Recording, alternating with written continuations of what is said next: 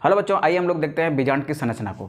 सबसे पहले स्टार्ट करते हैं हम लोग अंडाशय भित्ति से। देखिए, अंडाशय भित्ति पर एक ऊतक मौजूद रहता है जिसे हम बीजांडसन कहते हैं। इस बीजांडसन पर ही बीजांड का विकास होता है। अब बीजांडसन के ऊपरी भाग में आपको एक पतली लंबी सी स्ट्रक्चर दिखाई दे रही है, लंबी संरचना दिखाई दे रही है जिसे हम बीजांड वृंत कह रहे हैं। अब इस बीजांड वृंत का जो टिप वाला हिस्सा है, ये ऊपर वाला हिस्सा है ना, इसको हम हाइलम कहते हैं। हाइलम वो जगह होती है जहाँ बीजांड का मुख्य भाग फ्यूनिकल यानी आपके इस बीजांड वृंत से जुड़ता है।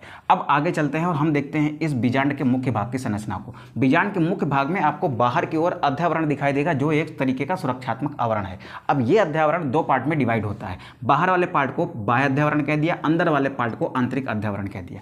अब अध्यावरण के अंदर ना बहुत सारी कोशिकाओं का समूह भरा होता है। ये कोशिकाएं द्विगुणित कोशिकाएं हैं जो ब्लू कलर की दिख रही हैं। इन द्विगुणित कोशिकाओं में कोई एक कोशिका जो है वो अर्धसूत्री विभाजन द्वारा 4 गुर बीजाणु बनाती है और उन 4 गुर बीजाणुओं में से 3 तो नष्ट हो जाते हैं, एक गुर बीजाणु बचता है और वही एक गुर बीजाणु जो है ना वो भ्रूण कोश के रूप में विकसित होता है। तो ये जो बीच में आपको संरचना दिखाई दे रही है बैगनी रंग की, ये क्या है? आपका भ्रूण कोश है। अब भ्रूण कोश जो है ना वो 7 कोशिकीय और 8 केंद्रकीय संरचना है। ध्यान से सुनेंगे, कितनी कोशिकीय? 7 कोशिकीय 8 केंद्रकीय संरचना है। अब 7 कोश की संरचना में आप देखिए कुछ नीचे की ओर है, कुछ ऊपर की ओर है। अब पहले तो आप बीजांड के इस भाग को देखिए जहां पर आपकी अध्यावरण नहीं है। जिस भाग में अध्यावरण नहीं होती उसको बीजांड द्वार कहा जाता है और बीजांड द्वार का जस्ट विपरीत हिस्सा निभाग कहलाता है। तो आप देखेंगे कि जो भ्रूण कोश है, भ्रूण कोश की 3 कोशिकाएं बीजांड द्वार की तरफ हैं, 3 कोशिकाएं जो हैं वो आपके निभाग की तरफ है और 2 जो केंद्रक है ना जिनको हम ध्रुवीय केंद्रक कह रहे हैं वो बीच में है। अच्छा, बीजांड के अंदर ये जो आपको भ्रूण कोश दिखाई दे रहा है, इस भ्रूण कोश के सभी कोशिकाएं जो है ना